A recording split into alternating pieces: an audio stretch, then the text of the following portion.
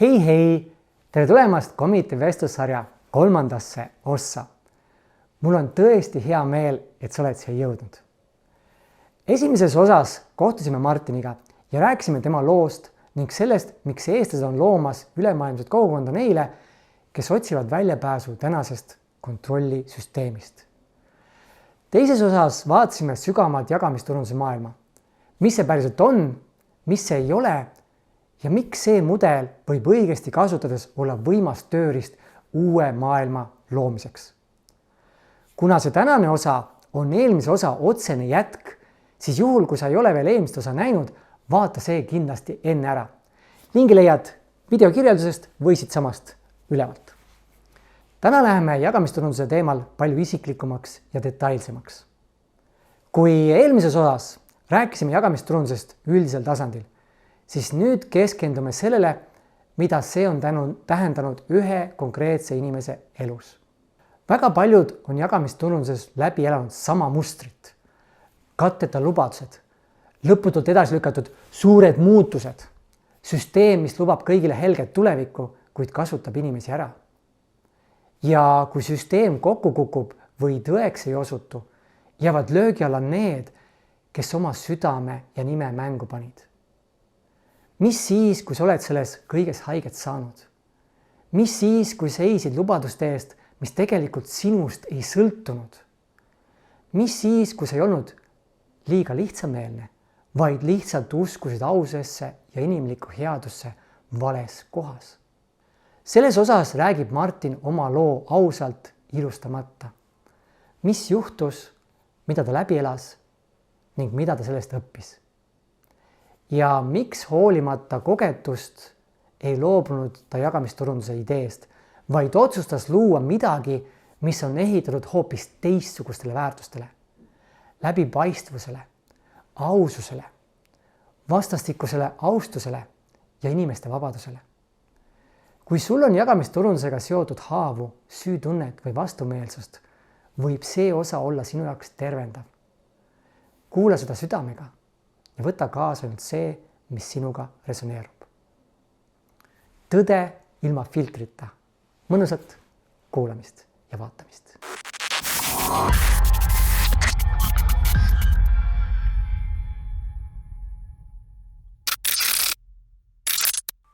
Ja ma nüüd võtakski selle ploki kokku ja läheks natuke sellesse siis Lyconeti teemasse. Ja siin on ka inimesi, kes kindlasti ei tea sellest minevikust mitte midagi. Ja meil oli siin nagu mõte, et kas me üldse toome selle teema sisse, et kas on mõtet üldse tuua seda teemat sisse, kui võib-olla paljud ei teagi, et selline asi, mingisugune case on olnud, mis iganes sul on. Aga väga suur tõenäosus on, et isegi kui täna inimene ei tea, kui ta hakkab tegelema sellega, siis keegi ütleb, kuule, aga vaata, Martin, ta tegeles ju sellega ja nii edasi. Et mis sa sellest arvad? Siis inimene ikkagist nagu sukeldub sellesse. Et see jagamisturunduse võlu sinu jaoks, me juba selle saime teada.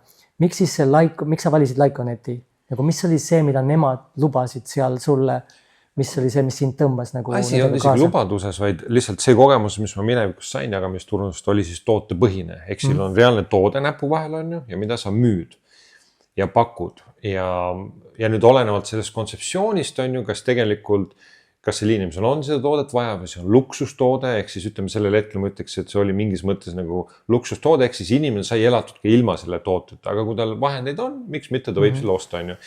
Ja sellepärast see ka kolinal kokku kukkus, kui nüüd see masu tuli, sest inimene tegi valikud ja rohkem ei tellinud seda, siis ma hakkasin mõtlema, et miks ma peaks olema huvitatud mingisugust kontseptsioonis, kus ma panustan nii palju aega ja mingil hetkel kõik variseb kokku sellepärast, et midagi kuskil maailmas juhtus ja inimene lihtsalt ei telli seda toodet enam, on ju.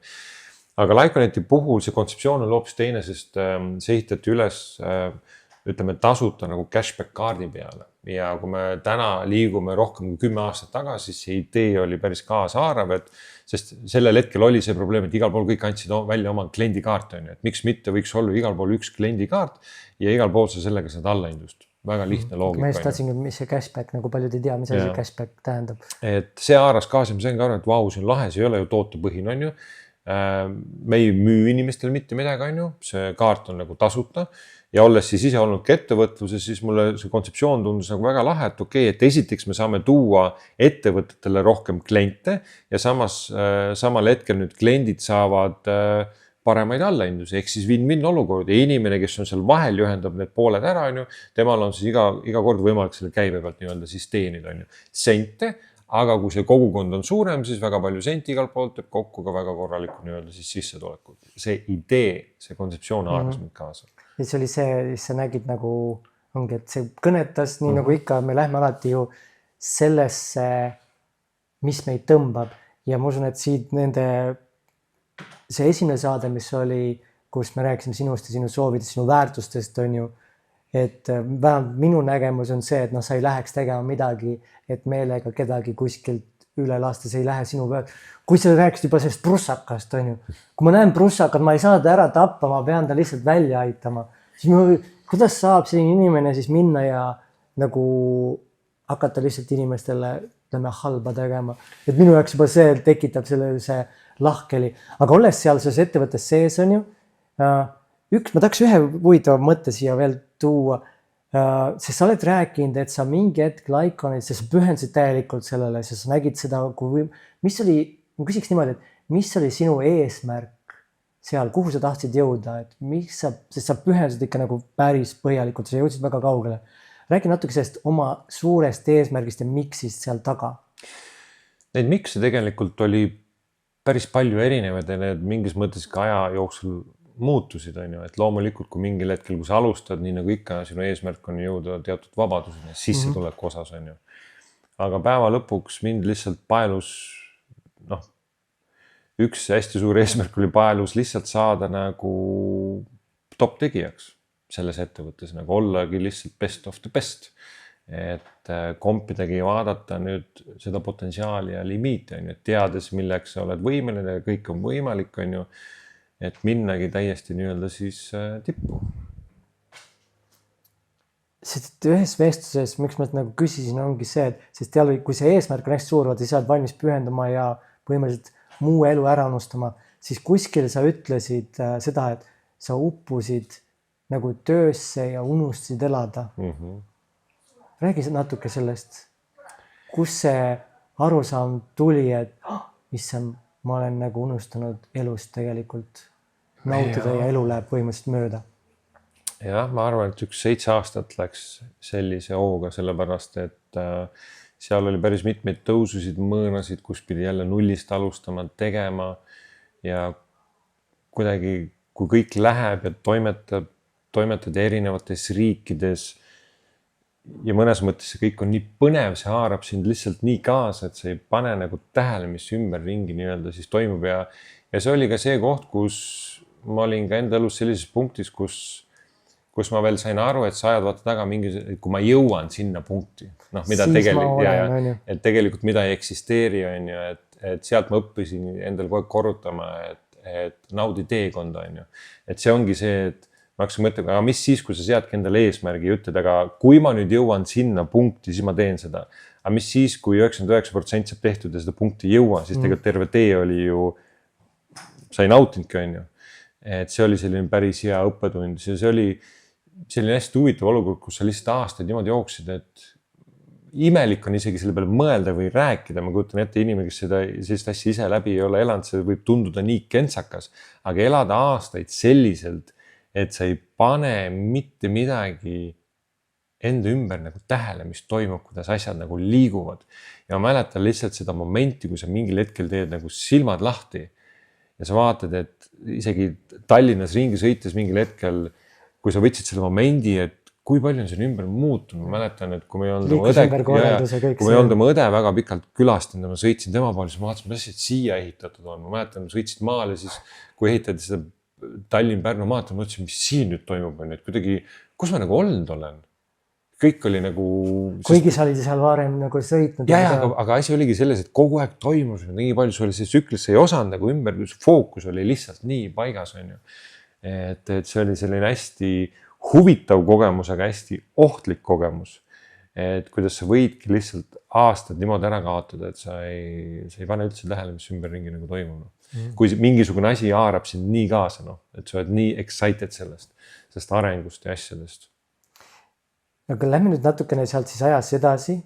Sa läksid heade kavatsustega sisse, mis selles, see tähendab seda, et sul oleks üldse kavatsust olnud, aga millal sa hakkasid aru saama ise just ongi, et su väärtused on paigas, sa tegutsed väärtuste järgi, nagu ma enne kord küsin ka, et kas sul on olnud ka kahtlused, et kuidas ma suudan, sest et mul isegi tule mõttesse seda, et ma peaks oma väärtust nagu eirama. Et millal hakkas sulle tekkima sisse kahtlus, et see, mida sa teed praegu, siin hakkab tekkima käärid? See oligi siis, kui tuli COVID. Ehk siis seal oli tee peal mingisugused asju ka, mis oli nagu it doesn't make sense, vaata, see ei tundu nagu loogiline. Aga see ongi see, et kui sa usaldad kedagi, vaata nii palju, siis ma kogu aeg mõtlesin, et ju need asjad on läbi mõeldud või ära lahendatud või mingisugune lahendus seal on või mis iganes. No, et see on ju nende töö ja see ei tule lihtsalt selle peale, et keegi võiks nagu 20 000 inimese ees midagi valetada või midagi peita või mitte nagu öelda. No lihtsalt minu aju ei suuda nagu selle peale tulla, vähemalt ei suutnud sellel hetkel nagu tulla. No kuidas see saab nagu võimalik olla? Aga mida tegelikult lubati ja mis lubadusi ei täidetud? Seal on palju. Seal on palju. Et see ongi see, et kui tuli nagu COVID ja kui on võimalik nagu rohkem eventidel minna, seepärast, et kui sa võtsid osa nagu eventidelt, sa kuulasid asju, vaata kogu aeg see info tuleb nagu positiivne nagu peale. Ja sa liigud ja järgmised lubadused ja sa liigud ja vaata, kui sulle öeldakse, et kohe midagi tuleb, vaata, sa jõuad siiamaani ja siis kohe järgmine, siis see nagu kuidagi ikka nagu see lootus asjad, aga kui tuli COVID ja rohkem eventidel asjad läinud, siis nagu istud kodus ja hakkad nagu selle peale mõtlema ja hakkad nagu tagasi samme minema ja hakkad neid pilte nagu kokku panema ja nii edasi mõtled, et midagi nagu ei klapi, on ju. Et see ei saa ju ikkagi niimoodi olla ja see ei toimi ja samas nagu me oleme ju küsinud, ei ole nagu ju vastust tulnud ja samas ei ole ka lahendust tulnud ja sa hakkad nagu lihtsalt analüüsima. Ja kui sa paned nagu konkreetselt kokku nüüd ja hakkadki kaardistama, et palju neid lubadusi olnud ja midagi ei ole nagu täide läinud, on ju, siis saadki aru, et midagi nagu kuskilt ei klapi. Et see ei saa nagu niimoodi olla. No. Ja vaata, asi ongi lihtsalt selles, et kui sa ise oled ennast ja kõikiga tegelikult õpetanud või koolitanud või treeninud, et vaata peeglisse, siis sa alati otsisid nagu, et kui midagi ei toimi, et mis ma saan endas muuta. Ja see on väga oluline osa elus. Aga kuskil maal oli piir, kus nüüd oli vaja nagu selgesti teha, et Martin, asi ei ole enam sinus selles suhtes, et sina võid joosta, meeskond võib joosta, aga kui ettevõtte poolt ei tehta neid asju ära, siis meie ei saa siin mitte midagi teha. Et kui palju sai nagu rääkida või anda nagu tagasisidet, et mida ja kuidas võiks teha, sellepärast, et ma ikkagi tulen ka ikkagi ettevõtlusmaastikult ja ma saan aru, et kui midagi ei toimi, istume maha, räägime, mis ei toimi ja leiame nagu lahenduse, on ju. Aga kui need ideed ja mõtted teiselt poolt nagu eiratakse või kuulati ja sa tunned, et sa jooksed lihtsalt nagu vastu seina, on ju, siis sul lõpuks kaobki nagu see lootus ära, et kui meil ei ole võimalik täna ettevõtte juhiga nagu arutada, et näed, et see olukord on nagu selline, probleemid on sellised, sellepärast, et ma jooksen täna põllul, on ju, ma näen, ja kui need asjad lahendaks ära, siis oleks nagu kõik okei, aga see nagu info ei jõua kuskile ja neid asju ei võeta nagu töösse ja minnakse nagu vanaviisi edasi. Ja kui me ise kogu aeg räägime, et mis on maailma kõige suurem rumalus, on ju, tahes teistsugust tulemust, aga jätkates ise täpselt samasuguselt on ju, ja siis oledki vaated, aga see ongi maailma kõige suurem rumalus, on ju. Ja siis sa saadki aru, et see ei jõua mitte kuskile, kui tulevad lubadusega midagi muuta, mitte midagi ei tehta minevikust, on ju, et kuidas lihtsalt minevik kogu aeg ära unustatakse. Et kui tuleb lubadus, on ju, okei, siin peaks nüüd selline asi valmis saama ja just tuleb järgmine lubadus, siis on nagu, aga mis eelmises sai. Ja siis kuidagi seda nagu eiratakse või nagu poleks nagu olnud, on ju. Ja see ongi, usaldad, on ju, ja mingil hetkel lihtsalt sa hakkad nagu mõtlema, aga tegelikult, kui sa vaatad nüüd tagasi, siis see muster oli tegelikult nagu sama, on ju. Aga nüüd küsimus ongi selles, et kust maad sa tõmbad siis selle piiri, et see on nüüd nagu enough, on ju. Et nüüd nagu peaks hakkama ikkagi ettevõtte poolt, peaks ka ikkagi asjad tulema. Sellepärast, et kui me vaatamegi nüüd seda networki poolt ja liikmetega poolt, mis me tegime, tegelikult liikmete poolt tegi kõik, mis võimalik teha oli. aga kes ei täitnud oma poolt, oli ikkagi ettevõtte poolt päeva lõpuks on ju. Loomulikult me oleks võinud ka palju asju paremini teha ja nii edasi. Aga kui ettevõte ikkagi neid samme ei tee, siis tavaliige ongi marketer, nagu mina ka olin, sõltumatu esindaja on ju. Kui keegi mind ei kuula, ega ma ei saa mitte midagi teha, mul ei ole kellegi juurde rohkem minna on ju. See meenutab seda ütlust ka, et ära kunagi tapa sõnumitoojat. On ju, et sõnumitooja edastab lihtsalt sõnumit, mis talle anti. Et tegelikult igas ettevõttes, see sõltub nüüd jälle, kuidas sa presenteerid midagi, sest et isegi kui näiteks toode on üks, aga müüja saab seda üle ka, see on üks nagu koht, kus tegelikult siis on juba marketeri enda või sedasi müüa enda kala peeglisse vaatamine, kus sa müüd üle. Aga ma mäletan ühe korra sa jagasid ka natukene detailsemalt seda just, et sa istusidki selle juhtkonnaga kuskil laua taga ja ütlesid, et kaua me nagu, ma ei mäleta neid sõnu, aga mõte oli see, et kaua me petame oma liikmeid, et millal me päriselt midagi ära teeme. Ja siis oli vastus see, et ei, me ei peagi midagi ära tegema, peame raha lihtsalt. Kuidas sa või? Ühesõnaga jaa, selles suhtes minu küsimus nagu oligi see, et päeva lõpuks ongi see, et kuidas see kontseptsioon on see, et sa usaldad ettevõtet on ju, ja sina ju, sa ütlesidki sõnumid, sa annad selle informatsiooni nüüd inimestele ja suusus nagu edasi on ju, räägid, teed, sa oled ju laval ja nii edasi. Aga kui nüüd ettevõte ei täida neid asju on ju, siis sa jäädki kuidagi nüüd sinna vahele ja kui ettevõte nagu ei update'i ka, kui need asjad niimoodi ei lähe on ju, siis sina kui sõnumitooja täpselt, et sa küll rääkisid, promosid midagi, aga nüüd ei tule nagu seda teist infot ka tagantjärgi, et mis siis nagu juhtus. Järgmine info, mis ainult tuleb, on järgmine nii-öelda siis projekt on ju. Et siis olidki nagu sellises väga keerus olukorras, ehk siis oli nagu istumine, kus ma siis selgitasin, et praegu me oleme sellises olukorras, kus mul ei ole võimalik edasi minna. Nii palju lubadusi on antud, et kui te täidate mõne lubaduse sealt ära on ju, teisiti ei ole võimalik nagu edasi minna, et midagi peab nagu, lihtsalt me oleme ületanud nagu selle piiri, et see ei ole 1, 2, 3 lubadust, ma räägin 30, 40 lubadusest on ju, see ei ole võimalik lihtsalt, et midagi nendest nüüd korda ei saa on ju. Ja siis oli nagu see, et mis me sinna minevikku vaatame, liigume ikkagi edasi ja siis ma sain ka aru, et mul ei ole võimalik nagu otsustajatega nagu selliseid asju nagu arutada või mind ei võeta nagu kuulda või saada aru, et millisesse punkti nad on pannud nagu liikmed turul on ju oma tutvusringkondades ja kogukondade ees on. Siis ma mõtlesingi, et see on nagu, ma ei tea, siit ei ole võimalik kuidagi välja tulla. Ja siis mängi lihtsalt ootele, sest ma sain ka aru, et liikmed on teinud enda poolt kõik, aga nüüd on pall ettevõtte väravas, mis tähendab seda, et nad peavad midagi nagu ellu viima on ju. Ja siis nende sõnum muidugi oli see, et aga mis siin ikka tuleb järgmine asi ja see saab veel vingem olema on ju.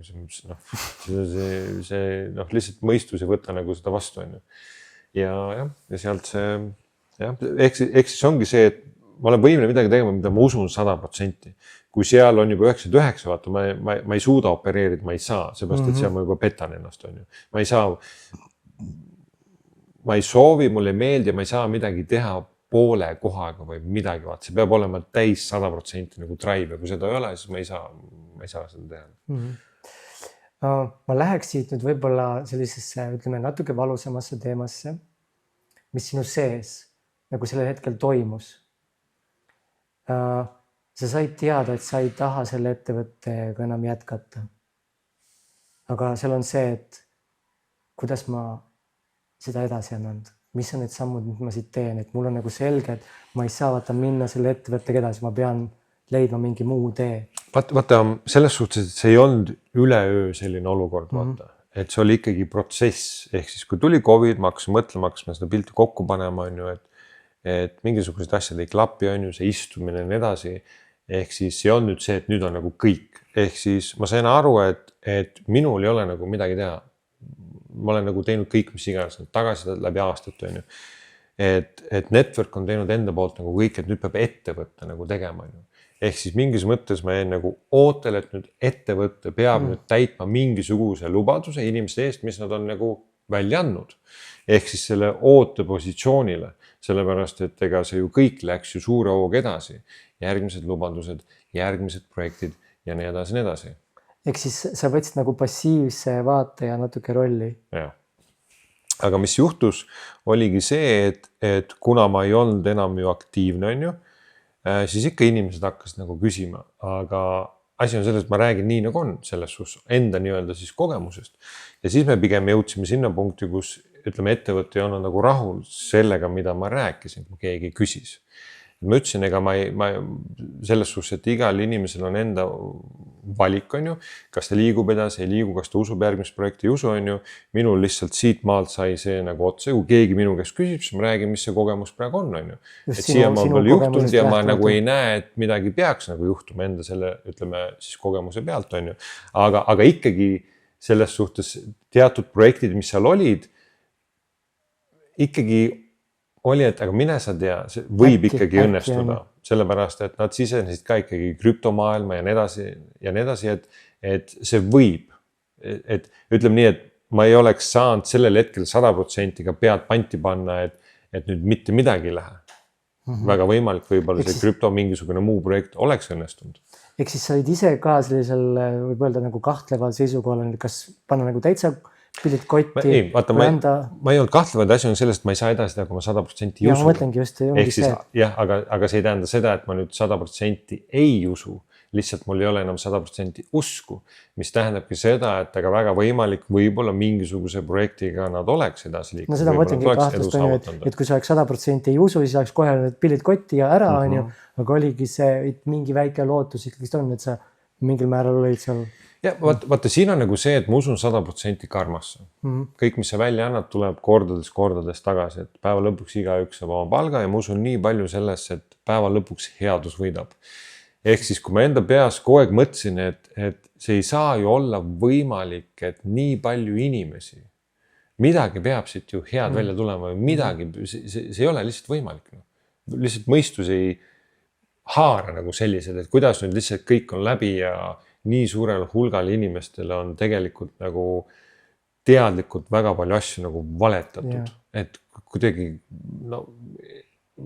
proovid nagu aru saada või mõista, et kuidas, aga päeva lõpuks ma ei olegi siiamaani nagu sest aru saanud, mis seal ikkagi täpsemalt niimoodi just seepärast, et kui sul on ikkagi, ütleme 30-40 lubadust või mingisugused projektid, isegi kõige kehvemal juhul 1-2 peaks ju õnnestuda. Nii nagu krüptode puhul on ju, et ostad 21 paneb täiega pihta ja sa... Täpselt.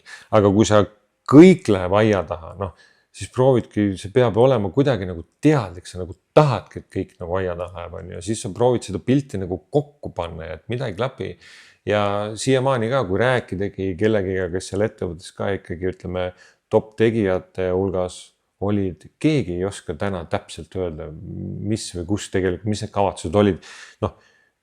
Ikkagi nad ju opereerisid üle 20 aasta. Sa ei saa öelda ka, et see oli nüüd täielik jama või teadlikult. Ja kui sa analüüsid ja mõtled kõikid nende asjade peale, et mida on tehtud ja edasi ja ei leiagi, ma ütlen, ei leiagi seda loogilist lahendust, kas see oli plaanitud, ei olnud plaanitud. Ja see ei olegi täna enam tegelikult oluline. Kas oli kehvasti juhitud ettevõte, seal on nii palju asju, millest võiks rääkida ja võikski rääkida mingil hetkel, ma lihtsalt enda peast tegin nagu rahvusest, ma sain aru, et ma võin hulluks minna, kui ma tahan leida seda nii-öelda õiget vastu, et mis tegelikult nagu juhtus, kas need kavatsused olid sellised või tollased. Ma ei tea. Ja mis sa lõpuks siis otsustasid, et... Ei, minul ei olnud otsustada mitte midagi. Selles suhtes, et kui me räägime nüüd sellest, et kui inimesed küsisid minu käest seda infot, et mis siis ikkagi juhtus, siis mina ju andsin tegelikult ju oma ausa vaate. Aga kuidas ettevõtte seda nägi, oli see, et mina räägin halvasti neist. Sa tõmbad meilt alt järjest. Täpselt. Ehk siis oligi see ja samas, mis ma ka ütlesin, kui minu käest selliseid asju küsiti, kui see info kuskile liikus, on ju, siis ma ütlesin, et ei, ma ei käi kuskil lihtsalt räägimas, et kas te tahate kuulda, las ma nüüd natuke räägin midagi halba, sellest ettevõst ei ole. Asi on lihtsalt selles, kui inimene küsib minu käest kogemust, ma räägin enda kogemuse ja kui see kogemus oli negatiivne, siis see oli lihtsalt negatiivne. Ja päeva lõpuks me jõudsime siis lihtsalt sinna punkti, kus ettevõte kustutas selle konto ära, mis ma olin seal nagu ehitanud on ju. Kui sa olid pannud aastaid. Jah, aga jälle, ma ütlen, et teise koha pealt, see oligi siis täielik lõpp nagu sellest saagast ja sellest ettevõttest on ju, ja see oli ka üks ehe näide, mis läks jälle vastuollu nendele väärtustele ja lubadustele, mis oli selle ettevõtte poolt, et sa ehitad üks kord ja seda teist ja kolmandat on ju. Ja kõik need näited ja asjad, kuidas see ettevõte nagu opereeris, et iga inimene, kes ei olnud enam nendele väärtuslik või teinud või mitte midagi, siis läksidki kõik need väärtused ja lubadused lihtsalt aknast nagu välja.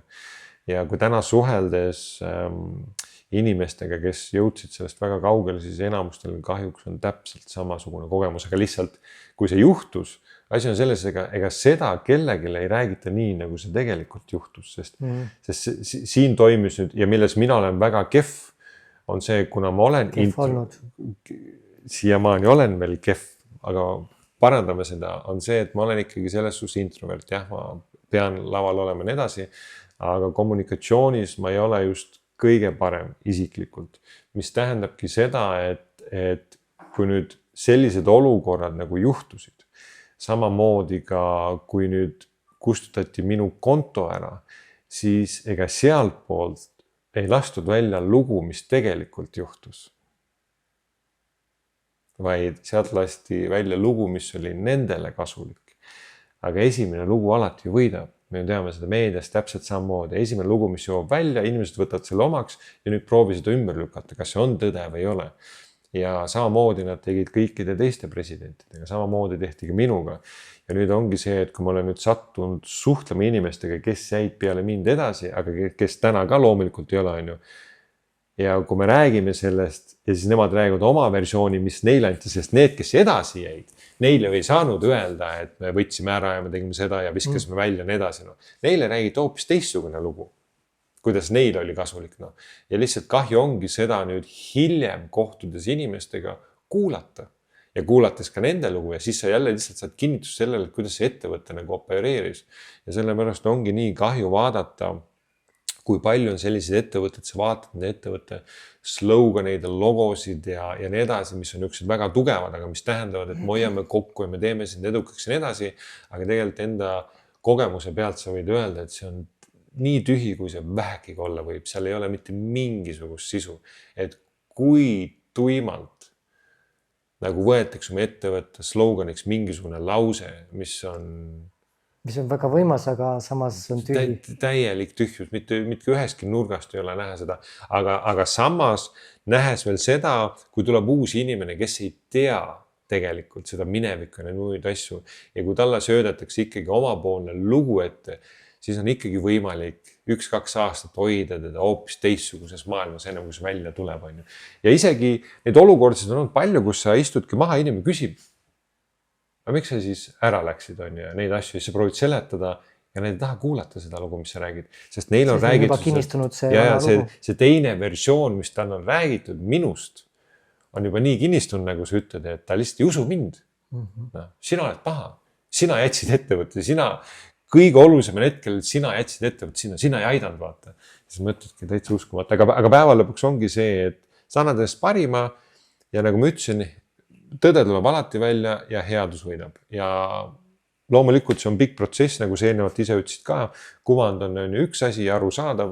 Ma olen ise olnud selles ka väga kehv, selles informatsiooni vahetuses ja ma olin ka sellises punktis, kui see ka konto nagu ära võeti, siis ma mõtlesin ka, et kas võib-olla peaks Zoomi tegema ja tegema.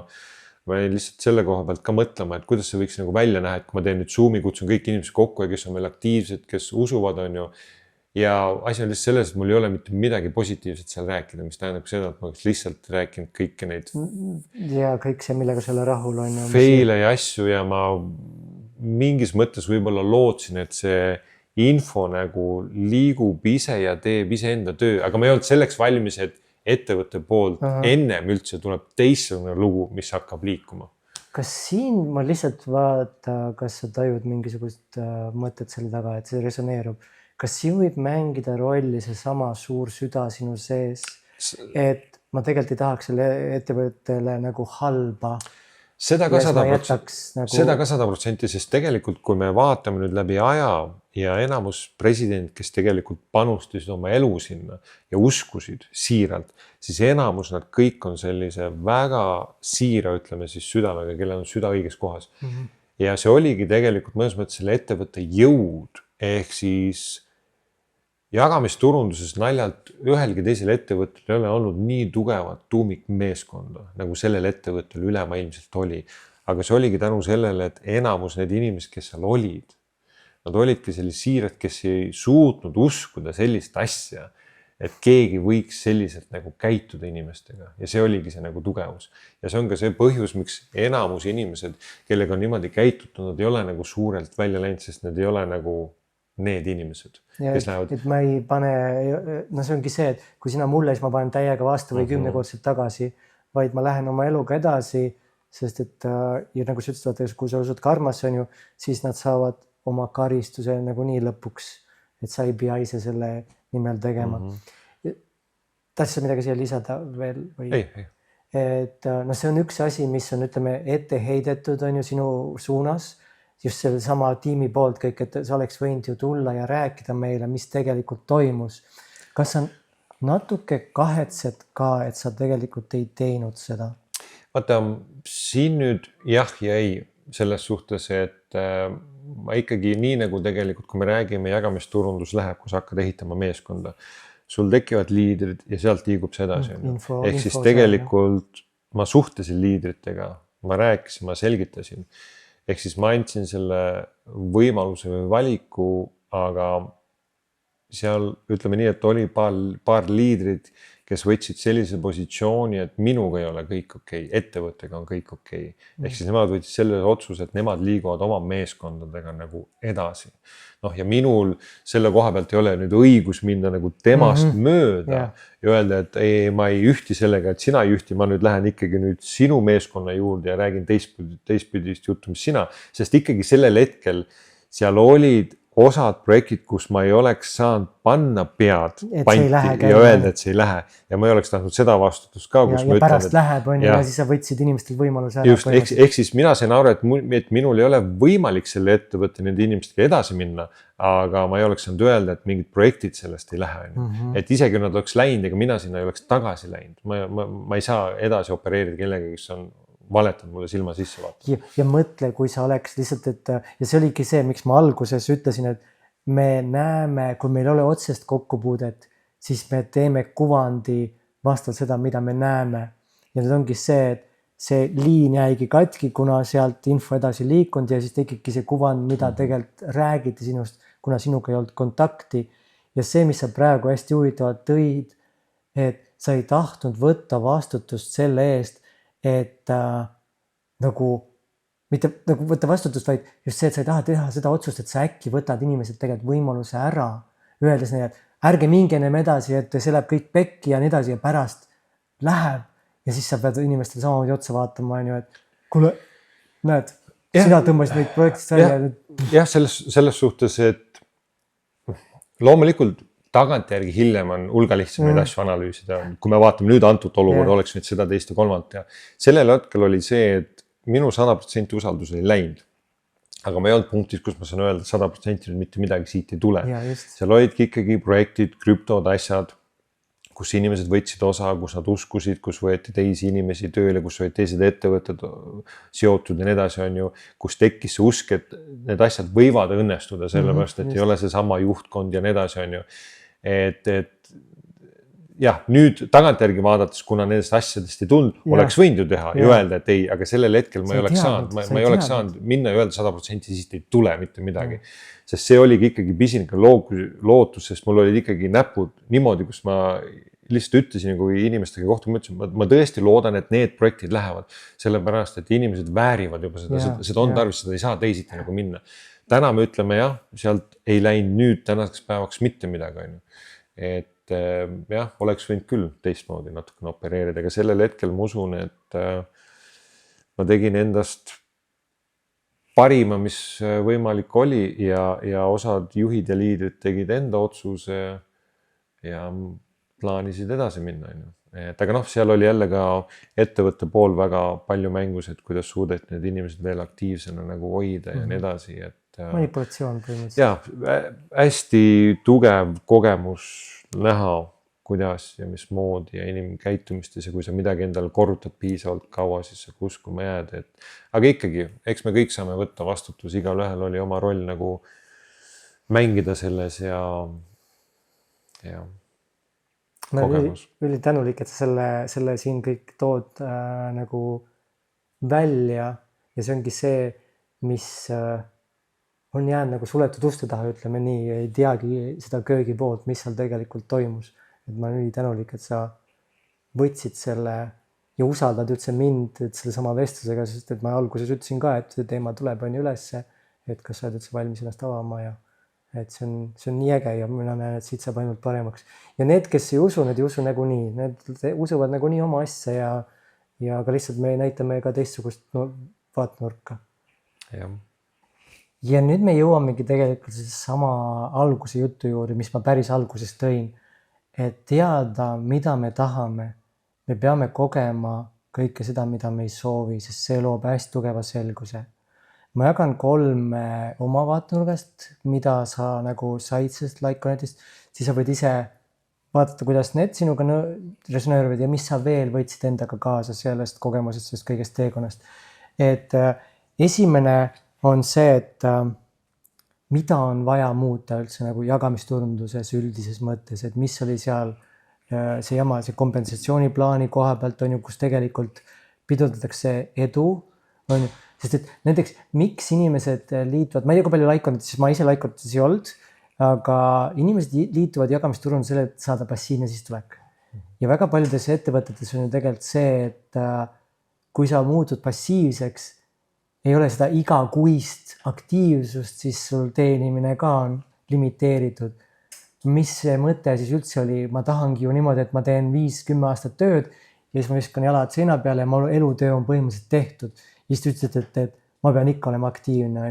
Ja neid asju on seal väga palju, mis seal kompensatsioonis. Et üks on see, et mida teha üldse teistmoodi nagu jagamisturunduse koha pealt. Teine oli see, et kontaktid, mis sa tegelikult said. Sest sa ütlesid ju siin ka, et seal olid need liidrid väga suurte südametega. Et kui suure kontaktibaasi sarnaselt mõtlevatest inimestest sa tegelikult enda ümber said, mis aitab sul liikuda tegelikult edasi. Ja 3, see vahendid, sest sul on nüüd teada, mida sa tahad luua maailmas. Sul on see soov näha, ma tahan teha nüüd asju teistmoodi, kus inimesed on esimesed, kus ei ole raha esimene. Et sa said ka tegelikult vahendid, rahalised vahendid, kontaktid, vahendid, teadmised, et teha ära midagi totaalselt muud. Või mis sa, kui palju sa nendega nõustud ja mis sa ise lisaksid? Ja, ütleme nii, et ega see kõik, mis me nüüd praegu oleme loomas, seda oleks tekkinud, kui oleks seda kogemust, ehk siis ei ole head ilma halvata, halba ilma head, on ju. Et need teadmised ja kogemused, mis sealt kõik tulid, on hindamatud, mitte kuskilt ei ole sul võimalik saada sellist kogemust, sellepärast, et kui pikk oli see teekond ja milline see teekond oli, kui palju pidi ise toimetama, mõtlema, tegema ja nii edasi, et sellist kogemust ei saa naljalt ka tavalisest klassikalist, ütleme, jagamisturundus nagu ettevõttest. Kui tulles nüüd selle põhiteema juurde, millest me ka oleme korra rääkinud, et nii kentsakas, kui see ka ei ole, enamus inimesed ei võta aega, nad ei mõtlegi isegi selle peale, kes on selles valdkonnas. Kui tegelikult see olukord, kus me täna maailmas nagu oleme ja kui me räägime jagamisturundusest, siis jagamisturunduse ettevõte on mõeldud inimeste jaoks ja selle kese on kogukond. Ja hästi huvitav on see, et kui ma nüüd sellel teekonnale asusin ja kui täna nüüd kohtuda nagu inimestega, kellel on selles valdkonnas nagu pikaajaline kogemus, ja see moment, mis mul nagu oli, kui ma seda kontseptsiooni nagu kokku panin ja sellel teekonna nagu aru saama. Ja kui täna küsida nagu nende inimeste käest, et kas sa suudad nimetada mulle ühe ettevõtte sellest valdkonnast, kes nagu päriselt siiralt number 1 kõigepealt nagu tegutseb ja võtab otsus vastu inimeste jaoks ja siis tulevad muud asjad. See on nagu 100% kõik korrad. Need inimesed on hakanud nagu naerma. Ehk siis see mudel, mis on enamasti on see, et ettevõtte, liidrid ja inimesed on Täpselt, et ühesõnaga, sul on kontseptsioon, mis on mõeldud nagu inimestel, mis peaks olema number 1 inimesed ja keegi ei suuda nimetada sellest valdkonnast ühte ettevõtet, kes opereerib selliselt, et number 1 on inimesed. Et inimesed on seal üleval, on ju. Kui nagu, kus punktis me nagu oleme? Nagu lihtsalt juba mõelda selle peale, et kui crazy see on, et kui suurt muutust see valdkond üldse täna nagu vajab. ja see oli ka see, mis juhtus selles ettevõttes, see on see, mida me näeme igapäevaselt. Aga miks see niimoodi juhtub, on sellepärast, et neid ettevõtteid hakkavad üles ehitama etteotsa tulevad inimesed, kes on klassikalised ettevõtjad. Aga kui sa oled klassikaline ettevõtja, siis sinu eesmärk on ju mis? Raha teenimine. Aga kui sinu eesmärk on raha teenimine, siis see viis, kuidas sa selle kontseptsiooni kokku paned, on vale. Ja see, mis nüüd juhtub, ongi see, et see kompensatsiooniplaan on niimoodi üles ehitatud, mis on kasulik ettevõttele, mitte inimestele, aga see peaks olema kasulik massi inimestele ja täpselt nii, nagu sa ütlesid, et see järjekord on niimoodi, et ettevõte on number 1, siis tuleb top liidrid ja siis tuleb mass inimesi. Ja see ongi see, mis mul on proovinud nagu seletada, et kuidas te nagu aru ei saa, et kui te seate selle massi inimesi number 1, siis kõik muu loksub paika niikuinii.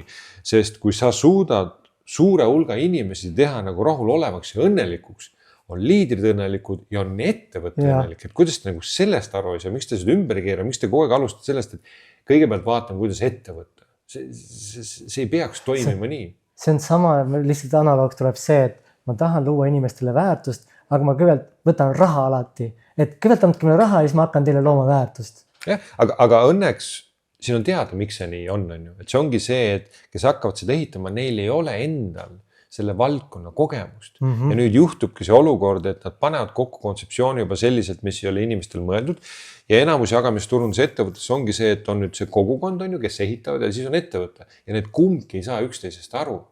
Ja kui kentsakas on nagu üks ettevõte, aga nad ei astu ühte sammu ja siis käibki see jauramine. Kogukond proovib ettevõtte selgeks teha, mida peab tegema ettevõte, proovib kogukonna midagi selgeks teha, aga kõik räägivad erinevatest asjadest, et kui sa ei ole jagamisturunduses olnud, sa ei saa mitte kunagi ette kujutada, mida see tegelikult tähendab. See ei ole võimalik ja see ongi see, mida me igapäevaselt näeme, kui me arvame näiteks, et näed, täna alustab see mingisugune ettevõtja. Ma olen alati öelnud, et kui see ettevõtja ja väga keeruline alustada siin valdkonnas ettevõtjatega, eriti edukate ettevõtjatega, sellepärast, et kui sa ei ole valmis tulema 0 punkti, lahti laskma oma, ütleme, teadmistest, oskustest, kogemust, seepärast, et sa pead siin õppima teistsugused teadmine kogemus on ju. Kui sa ei ole piisavalt humble, alandlik tulema 0 punkti, siis sa ei saavuta edu, sellepärast, et ja me näeme seda igapäevaselt enamus ettevõtjad. Ma ju tean, ma olen juba saavutanud enam kui enamus teised on ju. Ja kuidas ma tulen nüüd sinna punkti, kus kõik teised on. Ma peaks alustama kuskilt mujalt. Ei ole, siin on basic teadmised, oskused, need lihtsalt sammud, mis sa pead tegema. Ja kui sa ei hakka neid tegema, siis sul ei ole võimalik ka mitte kuskile jõuda. Siis sa lähtud sellest samast mudelist äri, liidrid ja tavainimesed. Täpselt. Sul on vaja see teistpidi keerata, see tähendab, et hakkab uuel viisil õppima. Täpselt. Ja nüüd ongi, aga kuidas saab siis ettevõte edasi liikuda? Kui need, kes teevad nüüd põllul tööd, toimetavad ja ettevõte ei saa aru, mida täpselt neil on vaja. Ja see on nagu igal pool on, ma Sauel ka nagu käime ringi vahest, see on see, et vaatad mingid ülekäigurajad on kuidagi tohtud või mingid teeplaneeringud, kuidas sellise lolluse peale üldse sai tulla? Nagu siin ei ole üldse mõeldud. Kas ta ise tuli ja käis? Jaa, on ju just, et nagu ja see ongi see, kuidas suur osa maailmast opereerib. Aga vaata, siin ongi see, et kui see ei ole ise põllul olnud, seda ei ole võimalik edasi anda. See on täpselt sama näide, ma mäletan, kui mul sõbrad, kes olid minust paar aastat vanem, käisid sõjaväes. Kui palju, mitu aastat ma kuulsin kogu aeg lugusid sõjaväest ja kui ma läksin sõjaväkke, siis on grammigi see, mis sa rääkisid. See oli hoopis midagi, nad ei suutnud vaata seda edasi anda ja jagamisturundus on täpselt sama. Ja see ongi see põhiteema, et need on klassikalised ettevõtjad seal eesotsas. See struggle. Aga mis sa veel, siis ma tõin praegu 3 on ju, siis sa praegu tõidki selle, et see jagamisturunduse mudel ise on täiesti pea peale pööratud. Ja siis ma tõin välja veel kontaktid on ju, mis sa said sellest ettevõttest ja ka rahalised vahendid, et päriselt teha midagi, mis seaks inimesed, sest et kui sa lood midagi uut, sul on vaja ju ka vahendid selle jaoks midagi luua. No jah, aga vaata, kui sul on nii pikaldane kogemus ja sa käid nii palju neid ämbreid nii-öelda siis läbi ja sa näed, mingisugused asjad on head, mingisugused asjad ei toimi, see kogemuste pagas, mis sul nagu tekib, siis sa saadki aru, et tegelikult ei ole väga keeruline täna raputada seda valdkonda, sest sa näed, kui palju on võimalik nagu muuta ja praktiliselt keegi ei käi seda õiget rada, mis peaks nagu käidama, et selle koha pealt nagu sa ei pea väga palju tegema, et teha nagu teisiti. aga samas selle Geraintse mudel teistpidi ja, aga juba. samas selle teisiti tegemine ei ole ka lihtne. Ta nagu on lihtne, sa tead, mida on vaja teha, sa pead midagi muutma, aga minna sellele teekonnale, see on juba teadlikult kordades pikem teekond, millest me oleme rääkinud. Kõik, mis tuleb kiirelt ja lihtsalt, läheb kiirelt ja lihtsalt. Ja siin on tegelikult sama, et kui sa nüüd valid selle teekonna, et inimesed number 1, siis see teekond on kordades pikem. Aga enamus inimesed ei taha minna nii pikale teekonnale, kui on võimalik teha kiiremini. Aga kui sa reaalselt ei hooli inimestest, siis sinu jaoks vahet ei ole, sa võid seda lühemale teekonnale minna. Ja selle kohta on see hästi lahe ütlus on ju, kui sa tahad minna kiiresti, mine üksi, kui sa tahad minna kaugele, mine koos. Meeskonnaga või koos. Ja. Et see on täpselt see. Sa võid küll kiiresti minna, aga mis sa üksi seal. Ja ka teine on see, et kui sa liigudki üksi, siis üksi tipus on igav ja... Jah, aga siin valdkonna selle ei saa minna. Ehk siis siin lihtsalt, mis tekib, ta tekib ikkagi mingis mõttes selline klassikaline siis mudel on ju. On ettevõtte, eesotsas on inimene, kes lihtsalt mõtleb enda peale, ta vaatab, kuidas ettevõttel on kasulik ja teda ei huvita tegelikult, mis see kogukond teeb või kuidas, kas neile tekib tegelikult päeva lõpus passiivne sissetulek ja kas see on pikaajaline on ju. No, ja seal ongi niisuguseid hästi palju pisikesi detaile, millest ma tundsin nagu sellel teekonnal nagu puudust on ju. Aga mida on võimalik nagu muuta, võttes kaasa. Seal oli ka häid asju loomulikult ja sama palju asju, millest me tundsime nii-öelda puudust, aga need kõik asjad saab ära lahendada. Mis sa veel Laikonite ajal nagu õppisid, kas enda kohta, üldse elu kohta? Ühe mõtte ma toon, mis meil juba käis läbi, oli see, kui sa avastasid, et sa oled elanud, mitte elanud. Nagu, kui palju muutus peale seda sinu kohalolu üldse ja märkamine? Ega kohe kindlasti muutunud, sellepärast, et see on ikkagi protsessi, mida ma ka siiamaani meelde tuletada. Sest mingis mõttes ma olen sellist sorti inimtüüp ka, et mina saangi, ütleme sellise rahulduse sellest, kui asjad liiguvad. Midagi toimub, midagi kasvab, midagi nii-öelda siis areneb. Ja kui sa oled nagu excited sellest, vaata, siis sa tahad veel rohkem sinna hoogu juurde anda, et see struggle nagu, aga see sõltub ka vanusest. Loomulikult, kui sa oled 20, 25 ja nii edasi, siis sa ei mõtle selle peale, et sa ei mõtle ajas nii palju edasi, sa tead, et sul on lõputult aega midagi teha. Aga kui sa liigud nüüd siit edasi, siis mingil hetkel sa hakkad nagu aru saama ja mõistma, et on vaja nagu otsuseid tegema hakata, et huup enam aega kuskile vaata ei loobi, on ju, et see ega sa tagasi ei saa, on ju. Et kui sa lähed, siis sa näed, et see hakkab nagu niimoodi tulema, on ju. Et siis sa hakkad nagu mõtlema, et okei, seal ei ole seda punkti, kui ma nüüd sinna jõuan, siis on nagu tehtud, et tegelikult elu ongi kõik teekond, on ju. Et mida rohkem sa täna ikkagi kohal oled, mida rohkem sa tunned erinevaid emotsioone, seda õnnelikum sa tegelikult oled. Ja ma olen alati mõelnud selle peale, et aga mis see on see, kui sa ükskord oledki, ma ei tea, 120 aastane ja istudki oma kiiktoolis ja mõtled oma ajast tagasi, on ju. Et mille üle sa kõige rohkem rõõmu tunned, ongi tegelikult see, et kui sa oled kogenud võimalik hästi palju erinevaid emotsioone. No. Aga see, et seda kogeda, sa pead kohal olema. Kuid see on ikkagi, minu jaoks on see selles suhtes nagu katsumus, sellepärast, et kui sa oled kogu aeg kohal, siis ei ole võimalik ka korralikult toimetada. Sa ei saa nagu väga tugevalt toimetada, tööd teha, asju liigutada, kui sa kogu aeg oled kohal, võtad selle momendi. Aga siin on huvitav küsimus lihtsalt. Mis siis, kui meie arusaam kohalolust on hoopis midagi muud, kui me oleme siiamaani arvanud? Võimalik, kuidas kellelgi. Et mis siis, kui kohalolu ei tähenda see, et ma olen sen ja hingan kuskil, vaid ma teengi igat asja. Toon näite sellest, et ma pesen nõusid.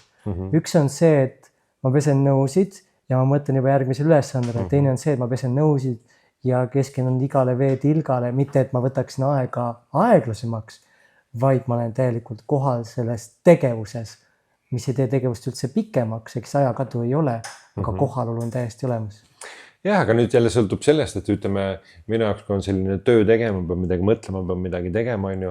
Minu jaoks on kohalolu, et ma olen kohal selles keskkonnas, aga kui ma opereerin teen, siis ma olen nagu selles momendis, mida ma nagu teen ja väga tihti ongi see, et sa mõtled ajast tagasi, et tegelikult see oli lahe koht, kus ma olin, on ju. Või vaatad mingisugust pilti, aga mis ma sellel hetkel seda ei tundnud. Sest ma ei olnud nagu kohal selles momendis, selles keskkonnas ma võisin kohal olla selles hetkes, mida ma nagu tegin, on ju, oma peas ja oma arvuti taga ja nii edasi, on ju. Et lihtsalt minu jaoks on nagu see, et leida seda aega igapäevaselt mingi moment nagu korraks lihtsalt nagu vaadata ringi, teadvustada endale, kus ma olen, mis ma olen tegemas, kuhu ma olen liikumas, kus kohast ma olen tulnud ja ma olen tänulik selle üle, on ju. Ja siis sa lähed uuesti nagu toimetama, sest mul ei ole tarvis kogu aeg seda teha. Et minu selline, nagu ma ütlesin, excitement tuleb ikkagi sellest, et asjad liiguvad. Ja sellest see kohalolu nii-öelda, see ei pea olema eraldi praktika, see ongi see, et märka lihtsalt. Märka ja juba muutub tegelikult kõik. Minu jaoks on see, et sul ei tekiks hiljem seda olukorda, kui sa mõtled tänase päeval tagasi, et see oli päris lahe. Aga sa ei tundnud seda sellel hetkel vaata, et sa tunned sellel hetkel praegu. See on tegelikult väga lahe, mis me teeme praegu siin. Ja kui sa hiljem mõtled, jah, oli küll, jah, ma tundsin seda sellel hetkel. See on nii lahe nagu kõrvale põige tegelikult mõnes mõttes ja ma usun, et sellel teemal saaks ka päris pikalt tegelikult rääkida ja ma arvan, et me võikski sellel teemal mingi aeg natuke rääkida. See toob ka jälle välja seda, kuidas sina oma elu tegelikult elad, mida sa väärtustad nagu igapäevases elu kogemuses ja kogemises, et see on nagu äge. Aga tuleme selle jagamisturunduse juurde ja siis Likeonist saadud õppetundi juurde. Mida sa veel võtsid endaga kaasa sellest kogemusest? Sa ei pea nimetama, aga kui sa praegu lihtsalt kaneerid natukene, kas oli midagi veel? Kõik. Ma ütlen, et see oli ju elu selles suhtes, et ja ikkagi antud ettevõtte opereeris natukene teistmoodi kui tavapäraselt, on ju. Ehk siis väga palju tööriistu asju me pidime ise nagu välja mõtlema ja tegema ja looma. Ehk siis see andiski selle väga suure nagu kogemuse, et me ei oodanud mitte midagi. Ükstapuha oli see sul mingisuguse koolituse kokkupanek või kuidas nagu oma meeskonda juhtida. Et seal oligi hästi tugev selline visioon ja muud asjad, aga niisugust hästi tugevat sellist süsteemi, seal sõltus sellest, kui tugev juht või liider kuskil kogukonna sees oli, et see ei tulnud nagu nii palju, ütleme, ettevõtte nagu koha pealt, aga see õpetas ja koolitas sind nagu nii palju otsima neid lahendusi asjadega kokku paneb ka ja lihtsalt see kogemus selle nagu teekonnal, et see on selline hästi hindamatu selline kogemus tänaseks. Ja see lõigi kogu selle teadmiste ja kogemuste pagasi, et ehitada üles nüüd see komiti, panna alus komitile kui jagamisturunduse, võib öelda siis, ma tahaks öelda etalonile tegelikult, mis muudab ka jagamisturunduse maailma. Vaieldamatult. Räägi natuke sellest, mis teeb komiti eriliseks? Komiti teebki eriliseks see, et me alustasime seda täpselt vastupidiselt juba. Nagu me rääkisime, et tuleb ettevõtte liidrid, inimesed, me alustasime seda sellest punktist juba seda kokkupanekut, et kõige alus on inimesed, see massinimese, ehk siis enamus jagamisturunduse ettevõtted ehitatakse selliselt üles, et tegelikult tavainimesel ei ole nagu šanssi. Ja tavainimene jääb juba tegelikult mängust välja, aga nüüd, kui sa jätad juba selle massi inimesi sealt mängust välja, siis sellega ei olegi võimalik väga kaugel jõuda. Ja ettevõtte maine ka ju tegelikult, sest mass ju räägib.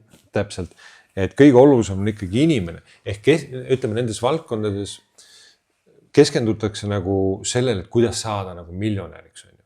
Aga tegelikult see tekib läbi selle, kui sa oled aidanud väga suurt hulka massi inimesi. Ehk siis enamus inimesi ei taha saada miljonäriks, enamus inimesi ei taha minna lavale esinema ja nii edasi. Enamus inimesed tahavad teenida lihtsalt võib-olla 300-400 eurot kuus lisaraha ja ongi kõik. Aga kui kompensatsiooniplaan ei toeta seda, ja kui sul ei ole võimalik teha massi inimesi edukaks, siis need muud asjad varem hiljem ka ikkagi kaovad ära, see ei tule nagu järgi, siis ongi see, et sul on võimalik lihtsalt haip teha. Ehk siis me oleme ehitanud selle kontseptsiooni ja kompensatsiooniplaani üles just selle mass inimeste jaoks, kes tahaks teenida natukene raha. Ja kuna me hoiame fookus sellel, siis päeva lõpuks see muu asi loksub kõik ilusti paika. Ja see ei ole täna lihtsalt ilus jutt, mis ma siin praegu räägin, vaid need on reaalselt teod. Ehk siis see kompensatsiooniplaan on juba selliselt paika pandud, et kui kellelgi on kogemust selles valdkonnas ja ta vaatab selle kompensatsiooniplaani peale või kui ma peaks selgitama teatud detaile, siis ta isegi ei usu seda, et see võiks selliselt olla, sellepärast, et kõik on nagu harjunud selle klassikalise viisiga, vabandust sõnavara pärast, kus ettevõte tegelikult seisab enda eest. Ma ikkagi ütlen selle sõna välja, sest see täpselt on, ta kotib inimesi, nagu reaalselt ta kotib. ja inimene, kellel on selles valdkonnas piisavalt kogemus, on nii lihtne, et too mul ükstapuha, milline jagamistunnus ettevõtte, näita seda kompensatsiooniplaani, ma võin täpselt välja näidata, kus ma võin öelda, et see ettevõte ei ole seadnud inimesi number 1. Et see on see koht, kus ta inimesi kotib, on ju. See on nii lihtne, ma olen näinud enda tutvusringkonnas nüüd, kus ei alustada või keegi, minu ettevõte hoolib inimesest number 1. Ma ütlesin, pole probleemi, näita mulle kompensatsiooniplaani. Ja see tuuaks välja, ma ütlen aga see ja see koht. See juba näitab ära, et nad ei hooli inimestest, sellepärast, et kui ettevõtte juht teab seda mängu, ta teab juba, et kui ta sellise asja paneb siia sisse, enamus inimesed ei saavuta seda. Ja see on fakt, nad teavad seda. Aga kui sina alustad, sina ei tea, aga nad on juba eoses ehitanud selle niimoodi üles, et võimalikult palju raha jääb ettevõttesse. Aga uus inimene ei tea seda. Ja see ongi, mille üle ma olen nii uhke, on see, et see kompensatsiooniplaan on niimoodi üles ehitatud, et iga otsus, mis meil on olnud, ja see on ka see, kuidas me ettevõttena opereerime, iga otsus, mis meil täna laual on, vaieldamatult kõigepealt, see peab olema oluline, kasulik, see kallutatakse inimese kasuks ja siis alles ettevõtte poole peale. Miks? Seepärast, et ma usun ja ma tean, et see on see, et kui sa keskendud sellele mass inimestele ja sellele, et nemad saaks, siis see ülejäänud kõik loksub iseenesest paika, ilma et sa ei pea selle peale mõtlema. Sa lihtsalt hoiad fookust inimestele. Ja sellepärast me olemegi selles kompensatsiooniplaanist kõik need tavapärased asjad välja võtnud, mis enamus kompensatsiooniplaanides on, millega reaalselt lihtsalt tegelikult ühest otsas öeldaksegi, sa saad passiivse sissetuleku seda, teist ja kolmandat, aga nagu sina tõidki välja, tegelikult on see selline nagu takistuste rada, kus inimene ei oska täna veel seda ette mõelda. Aga kui ta sinna jõuab, siis ütleb, aga miks teil selline asi seal on? Ma võin sulle öelda, miks see niimoodi on. Sellepärast, et ettevõtte mõtles selle ette juba ära, et mitte sulle välja maksta. Ja et sa jääksid meile nagu töötama, mitte ei tee tööd ja siis me maksame sulle elu lõpuni lihtsalt sellest, et sa enam tööd ei tee. Ehk siis tegelikult on väga lihtne üles ehitada kompensatsiooniplaani ja nagu kõik on ehitatud, mis on ettevõttel kasulik, aga tavainimene ei oska seda tegelikult näha. Ja ongi kõik. Aga meil on neid näiteid hästi palju ja need on reaalselt teod, mitte lihtsalt sõnad, kui sa selle lahti võtad, mis mood see kõik on üles ehitatud. Ja seepärast ka, nagu sa mainisid, ma ütlengi, see on, ütleme, kontseptsioon, mis varem või hiljem, sinna läheb loomulikult aega, sellepärast, et me peame kasvama, me peame suuremaks saama, aga väga paljud ettevõtted peavad hakkama enda struktuuri või plaani muutma nüüd sellepärast, et kui see hakkab jõudma inimesteni, kuidas tegelikult võiks ehitada. Nad tahavad seda sama saada mujal ka. Täpselt, sellepärast, et kui sa paned need nüüd ikkagi kõrvuti ja sa näed seda nii suurt erivust, see ongi see inimlikum pool, aga see koht, kus me täna nagu maailmas oleme, see ongi see, et kõik, kes on selles valdkonnas kokku puutunud, nad ei suuda ette kujutada midagi teistsugust. Kõik on kuidagi harjunud, et see ongi normaalne. See ongi normaalsus, jah. Et ettevõte mõtleb enda peale, et see kompensatsiooniplaan ongi selliselt välja mõeldud ja neil ei jõua nagu teine variant üldse pähe, et tegelikult see asi võiks olla üles ehitatud niimoodi, et see on ikkagi sulle kui uuele liikmele kasulik. Sest pigem on jah see, et näed, ma teen ettevõttele kasu, on ju, ja saan mingi tüki ka sellest, et see on see tavapärane, on ju. Ja ma olen veel rahul sellega, näe, ettevõte annab mulle mingisuguse tüki teadmata tegelikult seal taga, et ettevõte mõtleb tegelikult oma kasu peale ja loob selle, see ei ole isegi illusioon, sest ta tegelikult maksab, aga ta ikkagi piirab seda, mis ta tegelikult võiks. Üks on piirab, teine on see, et ei lähe tegelikult kokku, mida räägitakse selles suhtes, et see ongi see, et inimesed te olete kõige olulisemad, te saate selle teise kolmanda, aga tegelikult te olete teadlikult teinud nii palju samme, et see niimoodi ei ole. No. Ja miks te olete teinud, on sellepärast, et ei taha lihtsalt väljamakseid teha. No, see on nagu konkreetselt nende põhikompensatsiooniplaanidega, kus sulle öeldakse, et siin maal sa saad sellise tasu, on ju. Ja sa tegelikult teed nibin-nabin sinnamaani ära ja nüüd sa ei saa. No jah, aga tegelikult ju praktiliselt ju natukene jäi puudu, mis tähendab seda, et ta peaks ju saama natukene vähem. Aga teie otsustate, et nüüd te ei saa mitte midagi. Kuidas see saab nagu aus olla? Ta tegi ju tööd, te ei saa ju pugeda nüüd selle taha. No jaa, aga sul jäi natukene puudu, ongi kõik. Ehk siis, kui te olete arvestanud näiteks, et te maksate 30 või 40% sealt välja ja nüüd tal jäi natukene puudu, et ei pea midagi maksma, noh, te ei saa öelda, et te mõtlete inimeste peale, anna siis natukene vähem, on ju. Ma ei mõtle nüüd selle koha pealt, et ettevõte peaks kõik ära andma, seepärast, et ettevõte peab ka opereerima, on ju. Ta peab ka ikkagi suutma areneda, teha selleks, ta peab teenima kasumit, on ju. Aga kuskil maal jookseb nagu piire, sellepärast ma väga vabandan, et ma kasutan seda sõna, aga see just väljendabki seda, mis toimub, on see, et ettevõtted lihtsalt nagu reaalselt kotivad inimesi ja see ongi see olukord, et need kompensatsiooniplaanid ja asjad on selliselt üles ehitatud, et tänu sellele meil tekibki turule nii palju inimesi, kes räägivad nii negatiivselt sellest valdkonnast, sest kui nad saavad selle kogemuse, kui palju meie ka selles antud äris nägime, kus inimesed pingutasid, nad jooksid ninast veri väljas, saad aru, natukene jäi puudu ja praktiliselt nagu kõik võetakse sult ära nagu anna siis vähem, sest mul jäi ju natukene puudu. Okei, ma tegingi nüüd sellise käibe, on ju, aga nüüd sa ei maksa mul mitte midagi välja ja sa niikuinii olid ju arvestanud, et see väljamakse ju tuleb, aga nüüd sa poed selle taha, et natuke ei puudu ja kogu raha jääb ettevõttele. See ei ole ju aus, ma ei tunne, et see on nagu aus, see ei ole ju võrdne. Ma ei tunne, et sa käitud minuga nagu õigesti, no. Ja juba siit hakkabki see usaldus minema, juba siit tekibki see olukord, kus inimesed ütlevad, et see ei ole okei business, no. Kuigi räägitakse, et inimeste seda teist ja kolmandat, et see ongi see, mis tekitab seda nii palju negatiivsust ja sellepärast see teekond ja visioon ja missioon, mis meil on lihtsalt komitiga siin on väga pikk, et seda valdkonda muuta. Aga samas need asjad, mida muuta, on nii lihtsad ja loogilised. Sest see on nii selge. Jah, aga lihtsalt nende mustrite muutmine asjad, kui sa täna istud tippliidriga maha ja sa räägid sellest kompensatsiooniplatsist ja näed, et tema mõistus ei võtta seda kinni, sest on nii harjunud selle vana mustriga. Kus see konks on siin? Ja, et siit läheb veel kaua aega, et see on pikk teekond. Nii äge. Ja on sul olnud ka kogemusi, kus sa oled mõne sellise suurema äri üles ehitanud inimesega rääkinud ja jaganud seda kompensatsiooniplaani ja öelnud, et äri on tegelikult viimane. Et inimesed, top liidrid ja äri ees vaatavad sulle lihtsalt lolli nagu otsa, et tulluks läinud või? See ongi, kusjuures see on täpselt samamoodi isegi meie esitlus, kus me räägime enamus selles valdkonnas ettevõtted ikkagi, nende toode on tegelikult, mis on ju finantsiline vabadus, miljonääriks, rikkaks, raha ja nii edasi. Ja siis ongi hästi huvitav, kui me räägime näiteks meie esitlusest, kus väga suur osa läheb selle peale, et me räägime meie väärtustest. Et väga palju inimestel on see nagu, et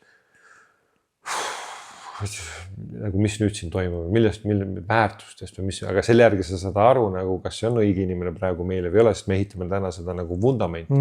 Ehk siis me kõnetame täna juba sellega tegelikult aina rohkem neid õigeid inimesi. Kes resoneeruvad visiooniga just ja selle... Täpselt. Ja seda ma olen öelnud, et mis on täna ikkagi meie tugevus, on see, et kui täna keegi alustab äriga sellepärast, et sulle lubati, sa saad miljonäriks sellise ajaperioodi jooksul, siis kuidas mina saan sinuga seda äri üles ehitada, kui sind tõmbas kaasa see, et sa saad miljonäriks selle aja jooksul. Seepärast, kui nüüd tuleb keegi teine, kes pakub sulle, et sa saad multimiljonäriks ja veel lühema aja jooksul, sa jooksed ju teise kohta, sest see oli see toode, mida sina ära ostsid. Aga kui me räägime nüüd meie kontseptsioonist, visioonist ja missioonist ja sa tuled kaasa selleks, et muuta maailma, et aidata inimesi, siis kuidas on võimalik sind ära osta? Sind ei ole võimalik ära osta. Sellepärast, et sa oled siia tulnud selleks, et aidata inimesi. Keegi ei saa tulla ja öelda, et ma annan su sellise summa raha. Ei, mul on visioon, mul on missioon, aidata inimesi. Ja see saab olema meie nii-öelda tugevus. See on ka see põhjus, miks see teekond meil praegu on pikem. Miks meil ei ole mingisugust haipi siin tekkinud ja seda ma olen algusest peale inimestele öelnud, et see teekond, kuhu ma läinud, see saab olema pikem, nagu kordades pikem.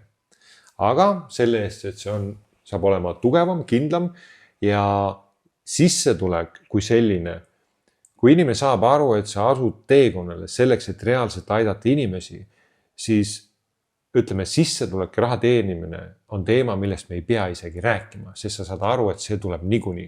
Mul ei ole vaja selgitada sulle, et sa saad rahaliselt väga edukaks läbi selle kontseptsiooni. Sa saad ise sellest aru, meil ei ole mõtet sellele rõhku panna, sa saad rohkem, kui sa isegi tahad. Aga me hoiame kogu energia millel? Visioonil, missioonil aidata inimesi ja see raha tuleb nii või naa, varem või hiljem ja rohkem kui tavalises kontseptsioonis. Aga lihtsalt sa pead olema valmis, et meie ei suuda täna konkureerida sellega, mida sulle pakutakse kuskilt mujalt kui kiiresti. Aga ma ei saa jälle lubada, kas need ettevõtted on 5 aasta pärast alles. Aga siin meie oleme väga pikal teekonnal. Et see toobki nii huvitasse kohta, et mida me rääkisime ka eelmises vestluses, et muuta erinevaid valdkondi ja siis jagamisturundus on samamoodi tegelikult valdkond, mida see projekt ju muudab. Et see on nii äge, et igal pool inimesed esimeseks. Aga nüüd selline hästi huvitav küsimus, et kõikidest tegevustest kajab läbi see, et inimesed ja kogukond ennem ja raha nagu hiljem. Kuidas uus inimene tajub seda või kuidas saab usaldada, et see on tegelikult tõde? Ega ta alguses ei saagi, sellepärast ongi pikem teekond, sellepärast et usaldus tekib läbi aja, läbi kogemuste, kui sa saad selle kogemuse. Ja see ongi see põhjus, miks meil ei ole täna mingisugust meeletult kasvu või arengut, sellepärast et alguses peale minu eesmärk on olnud, et me ehitame vundamenti ja vundament on need õiged inimesed täiesti alguses, seepärast et sellest nüüd sõltub kogu selle projekti nii-öelda siis tugevus. See ongi see asi, et kõik tahavad kohe ehitada pilvelõhkujaid, aga keegi ei taha ehitada vundamenti, mis on see kõige raskem. Kohe kõik tahavad minna taevasse pilvede vahele. Või aukelse kaevata. Täpselt, aga see on see kõige raskem ja ustem töö. Ehk siis täna meie kogu rõhk on see, et meie esimesed top liidrid inimesed oleks need õiged inimesed, kellel see süda on õiges kohas. See ongi see vundament, aga see võtab ka nüüd aega leida need õiged inimesed, kes tulevad sellel teekonnale, mitte raha pärast. Loomuk raha on väga oluline, see ei ole üldse küsimust, aga lihtsalt, et nad valiks selle nii-öelda siis teisena, mitte esimesena. Seepärast, kui keegi valib selle esimesena, siis ma tean, et nende inimestega ei ole võimalik sellele teekonnale minna. Nii äge. Meil tuli päris mõnus vestlus, ma arvan. Said sa enda täna ka midagi siin jagades, oli endal ka, et ma polegi varem niimoodi nagu mõelnud. Alati, see eriti sinuga vesteldes. Aitäh, et üliäge ja ma nii tänulik, et sa võtsid selle aja, pakkusid ka vaatajatele, kuulajatele näha teistsugust perspektiivi, üldse mis asi see jagamisturundus on, kui palju müüte meil selle kohta on ja ka see lugu siis selle Lyconetiga ja loodan, et inimestel on nüüd natuke teistsugune. Kindlasti, kuigi ikkagi see on alles jäämäe tipp ja eks kindlasti tuleb seda infot veel, sest see on asjad, millest võibki tegelikult nagu rääkima jääda. Üliäge, aitäh sulle ja eks me kohtume jälle varsti, ma arvan. Kindlasti. Tšau teilegi. Tšau.